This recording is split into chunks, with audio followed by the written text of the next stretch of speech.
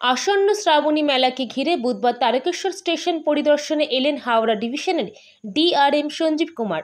Station master ও অন্যান্য rail আধিকারিকদের সঙ্গে নিয়ে তিনি স্টেশনের বিভিন্ন প্ল্যাটফর্ম ও চত্বর ঘুরে দেখলেন।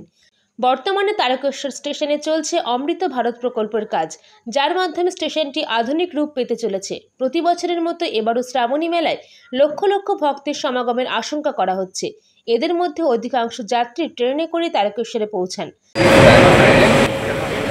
ज़्यादा से ज़्यादा लोगों को यहाँ पे होल्ड किया जाए, पैसेंजर को कंफर्टेबली निकाला जाए, कंफर्टेबली में चलाया जाए, नंबर ऑफ ट्रेन का भी बढ़ाया जाए। यही सब देखते हमने आए हैं। देखिए वो बहुत जगह आपके काम चल रहा है, नया वाटर बन रहा है, नया यूनिट बन रहा है, नया बेंच बन रहा है, ये सारा काम किया जा रहा है। इस साल श्रावणी मेला सक्सेसफुल जाए। যাত্রীদের সুবিধার্থে রেলওয়ের তরফে নেওয়া হয়েছে একাধিক ব্যবস্থা। স্টেশনে বাড়ানো হবে নিরাপত্তা, থাকবে পর্যাপ্ত পানীয় জলের ব্যবস্থা এবং চালানো হবে অতিরিক্ত ট্রেন।